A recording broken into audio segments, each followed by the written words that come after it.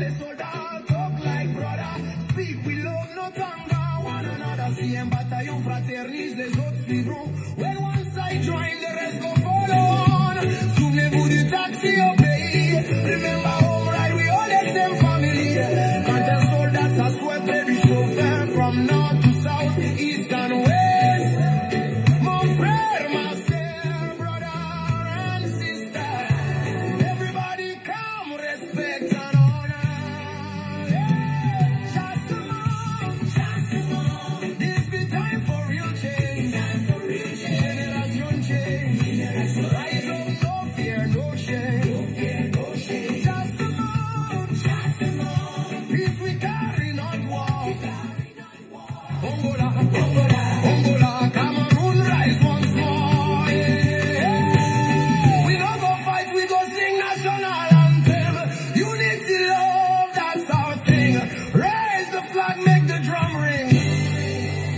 Nous sommes tous frères, as a people together we are strong. Generation change for our salvation. Time don't reach for change. Generation change, stand up people, courage. Chastement, with peace, with faith, with joy. Yeah. Cameroon, we should rise together. Chastement, this be time for real change. Generation change. Oh, rise up, no fear, no shame. Oh, chastement, peace we carry, not war. Angola, Cameroon, rise for progress and prosperity. Yeah, yeah, yeah,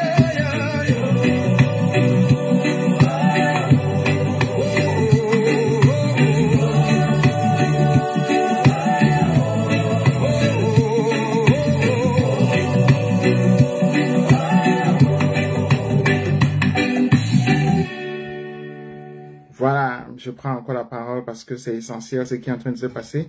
Enfin, le Cameroun s'est réveillé. Enfin, le Cameroun s'est réveillé. Il faut assister au réveil historique de notre peuple. Il faut assister au réveil organique de notre peuple, n'est-ce pas? À l'organisation même de notre peuple dans sa bataille pour sa propre libération. C'est pourquoi je prends cette parole encore pour dire que un peuple qui n'est pas organisé est une meute. Un peuple qui n'est pas organisé est une foule, n'est pas encore un peuple. C'est pourquoi, comme chacun a vu, tout marche très bien. C'est-à-dire quartier par quartier, village par village, ville par ville, région par région, le Cameroun est en train de se réveiller. Il faut quand même se rappeler, il faut toujours se rappeler, il faut vraiment absolument toujours se rappeler. Si un citoyen est en train d'entendre ce que je dis, n'oubliez pas le but. Le but, c'est le bureau du gouverneur. Le but, c'est le bureau du préfet. Le but, c'est le bureau du sous-préfet. Voilà le but, voilà le but, voilà le but. C'est vers là qu'il faut se rendre. C'est de ça qu'il faut s'attaquer. Le but, c'est le palais des Toudi. Il ne faut pas se tromper, il ne faut pas s'épuiser. Il ne faut pas s'épuiser avec une victoire tactique, avec une petite victoire tactique, par exemple, occuper un carrefour. Là, ce n'est qu'une victoire tactique, parce que le but est beaucoup plus long, est beaucoup plus grand que ça. Le but, c'est de chasser Biya. Il ne faut pas s'épuiser lorsque, par exemple, un policier est tombé, c'est-à-dire se concentrer, se focaliser là-dessus. Non, non, non, non, non, non. Il faut maintenir le but stratégique. Le but stratégique, c'est de chasser Biya. C'est de chasser Biya, c'est de chasser Biya. C'est ça le but stratégique. Le but stratégique ne doit pas faire, ne doit jamais quitter devant, ne doit jamais se perdre devant le regard des gens. Même si Noubel est tombé, Douala n'est pas encore tombé. Même si Douala est tombé, le Cameroun n'est pas encore tombé. C'est pourquoi c'est essentiel de toujours penser qu'on y va quartier par quartier, on y va village par village, on y va ville par ville, et le but c'est Yaoundé. Le but c'est Toudi. Le but c'est Toudi. C'est-à-dire que il faut que Biya tombe, il faut occuper le palais des Toudi. C'est ça le but, c'est ça le but. Et donc, comme vous avez vu, c'est très bien organisé, mais il faut maintenant organiser ça stratégiquement. C'est-à-dire, c'est très bien spatialisé. Il faut maintenant mettre un but. Il faut que ce soit clairement formulé. Que le but, c'est le palais des Toudi. Il faut occuper le palais des Toudi, c'est-à-dire qu'il faut chasser Biya. C'est ça le but. Si on s'en rend compte, on se rend compte qu'on peut le faire en un jour, on peut le faire en 2 jours. Toute dictature tombe en moins de 24 heures. Et celle-ci ne va pas tenir. Celle-ci ne va pas tenir si le peuple est très bien organisé dans le sens de son but, dans le sens de la direction qu'il prend, dans le sens d'épargner son effort inutile, dans le sens de limiter ses propres efforts inutiles. En fait, c'est comme un marathonien. Celui qui fait le marathon ne court pas comme le sprinter. C'est-à-dire qu'il économise son énergie pour pouvoir se libérer alors pour la bataille finale. La bataille finale, comme j'ai dit, c'est celle de Yaoundé. C'est celle du palais d'Etoudi. Le palais d'Etoudi est très simple, n'est-ce pas? À partir de Tinga, c'est à quelques mètres. C'est à quelques mètres. Cependant, c'est un espace qui peut être pris à partir de Tongolo. Vous n'allez pas le prendre à partir de Tinga, c'est à partir de Tongolo qu'il faut le prendre. C'est à partir de Tongolo. À partir de Tongolo, il est absolument prenable. Si vous le prenez à partir de Tinga, ce sera très complexe parce que vous vous exposez, n'est-ce pas, au tir des militaires. Mais à partir de Tongolo, vous vous cachez dans la population à partir d'Etoudi. La route de Tongolo là, vers où Yannick Non habite. À partir de là, vous êtes pratiquement protégé par les maisons, par la population, par le marché. À partir de là, le palais d'Etoudi est absolument prenable. Absolument prenable. Il n'y a rien qui puisse protéger le palais d'Etoudi que les populations qui vivent là. Et ce sont les populations qui ne veulent plus Biya. Ce sont les populations d'ailleurs même qui veulent que Biya parte. Comme je dis encore, ce n'est pas parti de Tinga que vous allez marcher. Non, non, non, non, non. C'est à partir de Tongolo. C'est à partir de Tongolo. C'est-à-dire Mbala de Tongolo. Lonkak, Mbala de Tongolo. Et le but, c'est le palais d'Etoudi. Là, c'est Yaoundé.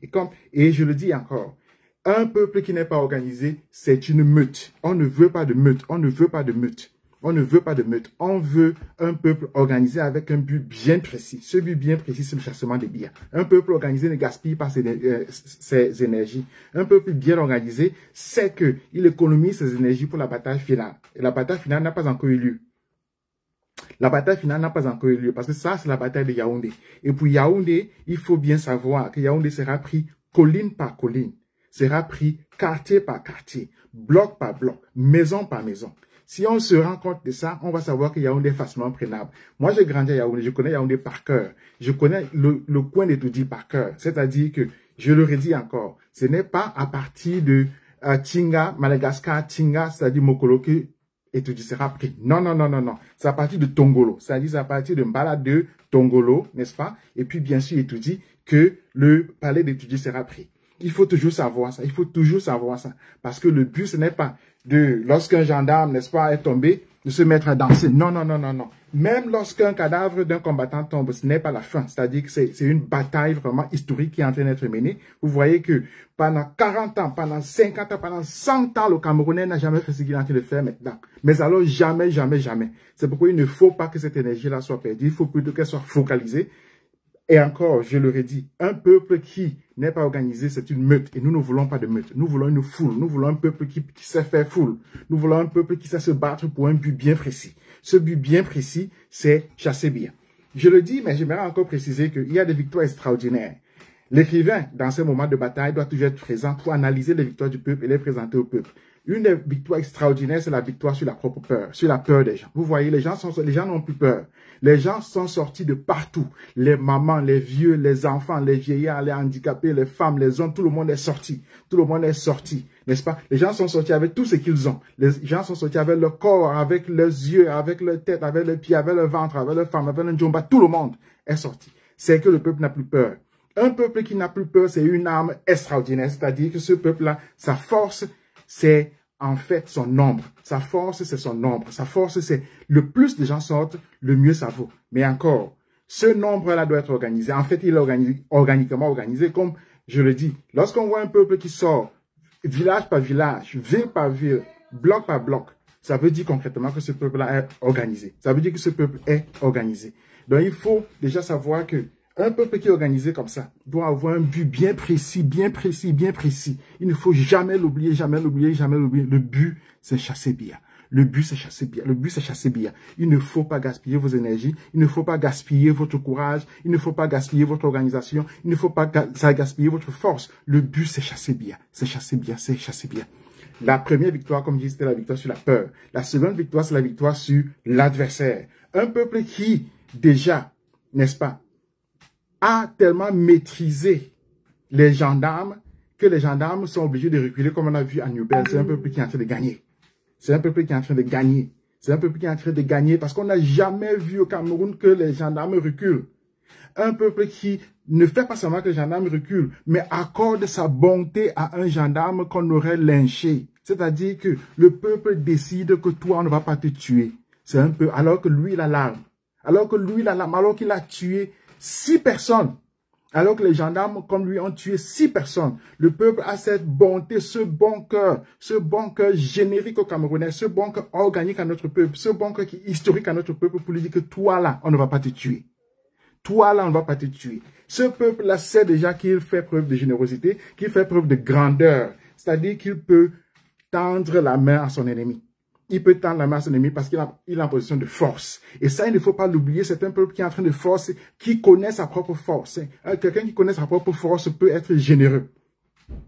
Peut être généreux envers son ennemi. Je n'ai pas dit être généreux envers son ami. Je n'ai pas dit Tchoko. J'ai dit être généreux envers son ennemi parce que la chose la plus précieuse que chacun d'entre nous a, c'est sa vie. C'est sa vie. Alors, un peuple qui peut offrir à un gendarme qu'il conserve sa vie, c'est un peuple qui a déjà gagné.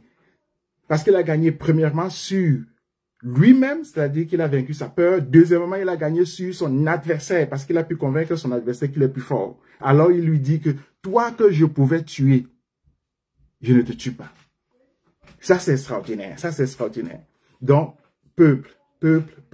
C'est 2 victoires extraordinaires que nous avons enregistrées. C'est 2 victoires absolues, je dirais d'ailleurs. La première, c'est une victoire sur 50 ans, 60 ans, 100 ans de peur. Vous vous rendez compte que depuis 1884, le régime que nous avons là, c'est un régime d'oppression, d'esclavage qui utilise toujours une arme fatale. La seule arme qu'il a toujours eue, c'est le tribalisme, c'est-à-dire nous diviser, nous retourner les uns contre les autres. La seule arme qui a été introduite au Cameroun depuis 1895. J'ai la date. 1895, c'est écrit, introduit au Cameroun par les Allemands, par von Puttkamer. Il a écrit lui-même que la seule arme qui peut faire que les Camerounais soient vaincus, c'est le tribalisme. C'est-à-dire que les retourner les uns contre les autres.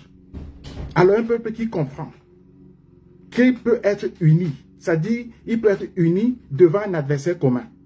Un tel peuple a déjà vaincu sa propre peur, a déjà vaincu sa propre histoire de domination, a déjà vaincu son ennemi. Et ce peuple-là montre la grandeur, montre la générosité devant son ennemi qui est à terre. C'est un peuple qu'il faut respecter.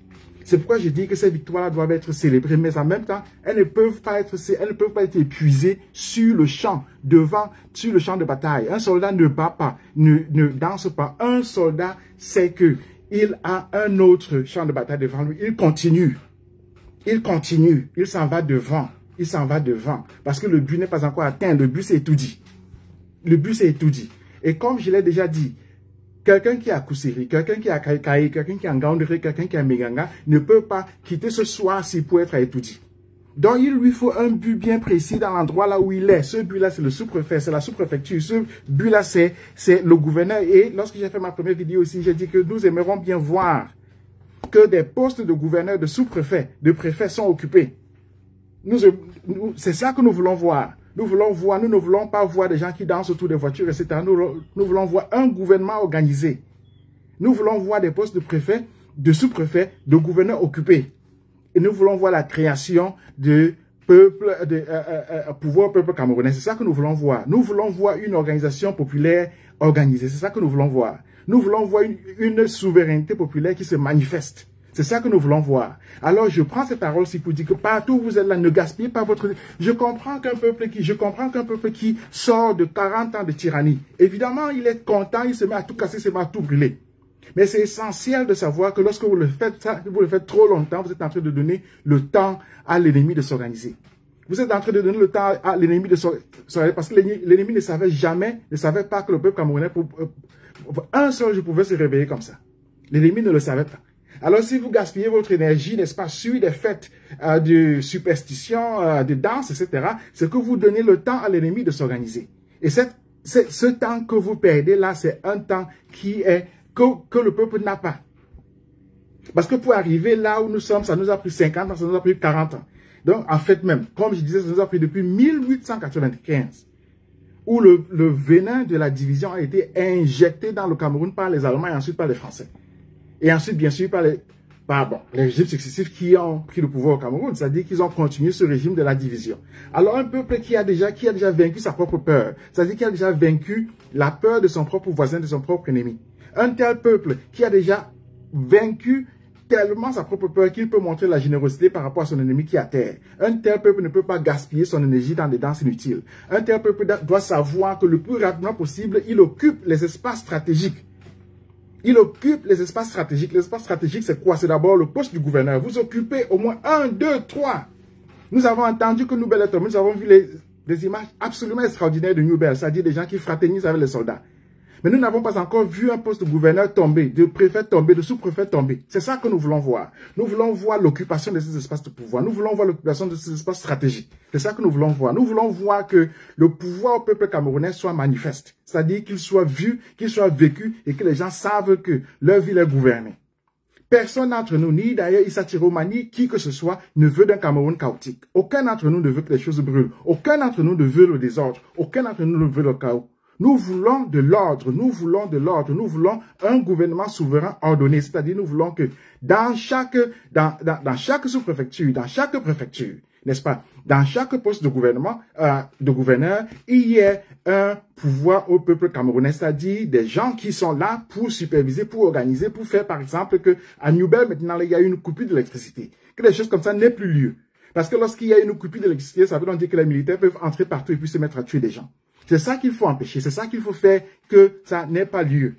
Noubel doit nous servir de ground zero, c'est-à-dire c'est la base de bataille, c'est le début même de l'organisation principielle de notre souveraineté. Noubel a toujours été le point historique, névralgique, c'est là-bas que l'UPC a été constitué. En 1948, c'est à Noubel que ça a été constitué, n'est-ce pas? Parce que Noubel a toujours été le ground zero de toute bataille, de toutes nos batailles, de toute organisation camerounaise. C'est là que ça a commencé. Et donc, c'est là qu'il faut montrer l'exemple. Il faut montrer l'exemple dans ce sens où, demain matin, il faut que déjà à Noubel, il y ait un PPC. Pouvoir au peuple camerounais, pouvoir au peuple camerounais. Il faut que ce soit effectif.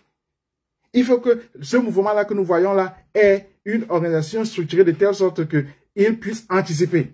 Il puisse anticiper et même poser des structures d'un futur qui se manifeste déjà. Il ne faut pas se tromper d'adversaire. Il ne faut pas se tromper d'ennemi. L'ennemi est clair.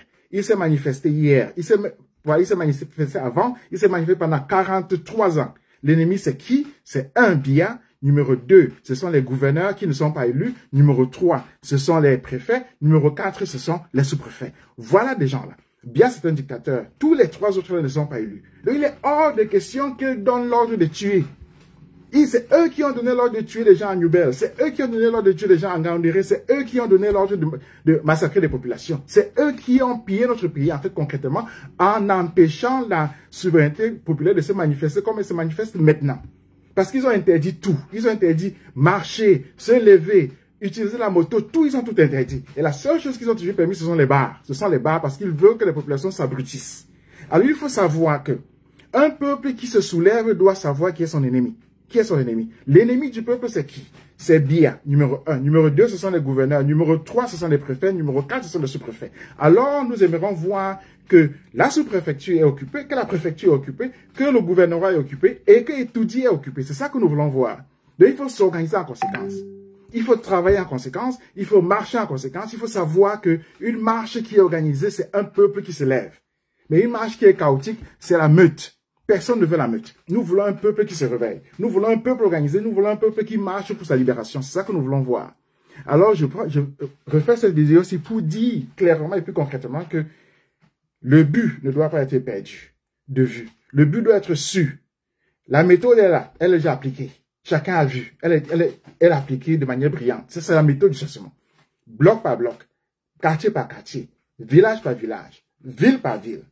C'est comme ça qu'on chasse un tyran. Bloc par bloc, quartier par quartier, village par village, ville par ville, région par région. C'est comme ça que le chassement s'organise. C'est comme ça qu'il est mis en branche. Chacun a vu comment il est mis en branche, chacun a vu comment il est organisé. Il n'y a pas de doute là-dessus. Pour le moment, ce que nous voulons voir, je le redis encore et encore et encore, ce que nous voulons voir, c'est un chassement qui a un but bien précis.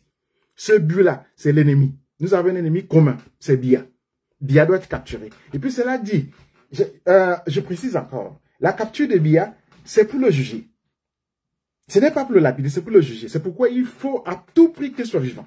Il faut l'attraper vivant. C'est-à-dire que Biya, il faut le capturer vivant. Il ne faut pas le capturer, il ne faut pas le tuer. Il faut qu'il puisse répondre de 43 ans de tyrannie. Donc, lui et sa femme, les deux, Biya et la Wolo, les deux doivent être arrêtés. Les deux. Et moi, je souhaite que le président Tiroma prenne la parole ce soir et promette l'intégrité à Biya, son intégrité physique. Qu'il lui promette ça.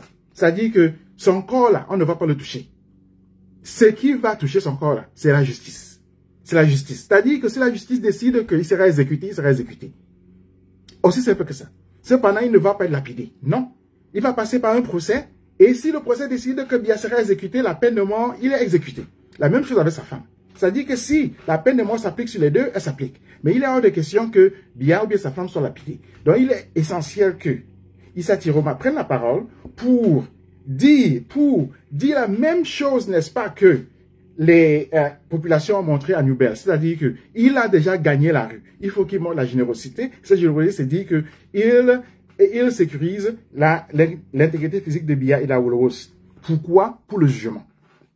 Pour le jugement. Le jugement, là, on va en parler plus tard, mais il est essentiel que cela soit déjà pensé. Il est essentiel que cela soit déjà su. Parce que la question du jugement de Biya doit se poser. Elle doit se poser. Et il doit juger, il sera jugé. Alors, si le peuple décide que Biya sera condamné à mort, il sera condamné à mort, il sera fusillé. Aussi simple que ça. C'est-à-dire qu'il ne doit pas échapper à la procédure de justice. Non. C'est pourquoi il est essentiel que, n'est-ce pas, son intégrité physique soit maintenue. Lui et sa femme. Lui et sa femme. Donc, je souhaite que Issa Tiroma prenne la parole pour garantir ça. Pour garantir.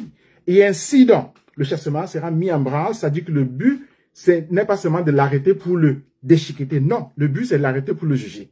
Et donc, c'est pourquoi il est essentiel que l'on ne perde pas son énergie dans des choses qui, en fait, sont certainement nouvelles, parce que le chassement est nouveau au Cameroun. Mais cependant, comme on voit, les Camerounais sont très organisés. Je l'ai dit au départ, je l'ai dit au début ici, que le peuple camerounais, la seule chose qu'il connaît vraiment le mieux, c'est le chassement. Le peuple camerounais ne connaît pas l'élection, parce que les élections ont toujours été fraudées au Cameroun. Le peuple camerounais ne connaît pas les coups d'État militaires.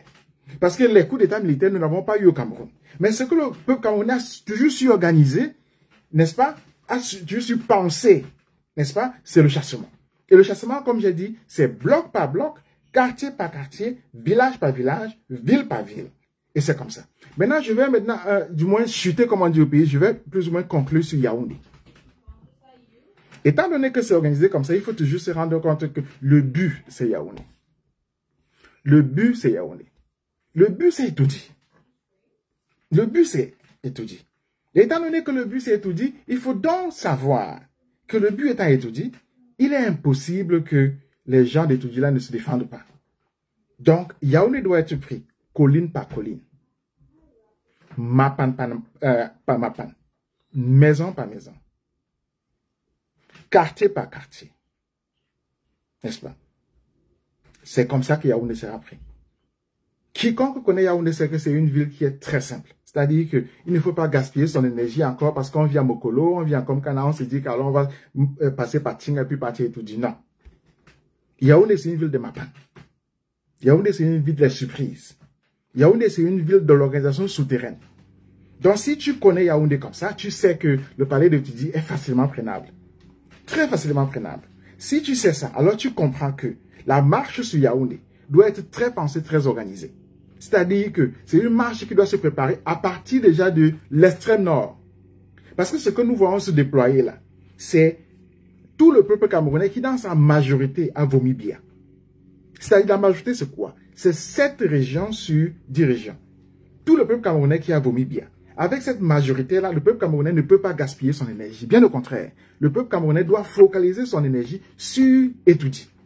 Mais comme j'ai dit avant d'arriver là, parce qu'on ne pourra vraiment commencer la bataille d'Etoudi que lorsque Issa Tiroma pourra préciser sa propre position, c'est-à-dire garantir l'intégrité physique de Paul Biya afin que la bataille d'Etoudi commence. Afin que la bataille d'Etoudi commence. C'est pourquoi je dis qu'il faut qu'il prenne la parole pour garantir cette intégrité-là. Alors la bataille d'Etoudi commencera. Voilà. Et lorsqu'elle commencera, on arrivera au point où le face-à-face aura lieu. Où le face-à-face aura lieu. Et donc le peuple maintenant devra se mobiliser à Yaoundé. Pour le moment, les gens regardent. Pour le moment, les gens regardent Yaoundé. C'est vrai, Mokolo, Tinga, etc. Il y a des mouvements, ça c'est vrai. Mais cependant, le face-à-face là, il doit encore avoir lieu. Et il doit avoir lieu à Yaoundé.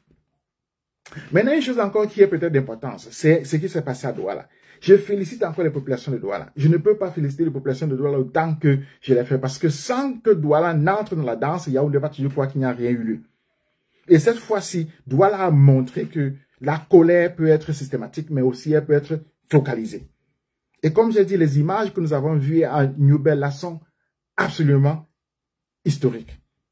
où nous voyons des populations camerounaises monter sur un car de gendarmerie, où nous voyons des gendarmes reculer devant la colère des populations, où nous voyons les populations offrir leur générosité, n'est-ce pas, à un gendarme qui aurait été lynché, où nous voyons en fait la victoire d'un peuple sur sa propre peur, mais aussi sur son ennemi, sur son adversaire. Alors ça nous fait nous rappeler ce que j'ai toujours dit ici, c'est que le soldat n'est pas notre ennemi. Le soldat, en fait, c'est notre ami. Le soldat, c'est notre frère. Parce que le chassement peut aussi aboutir par un coup d'État.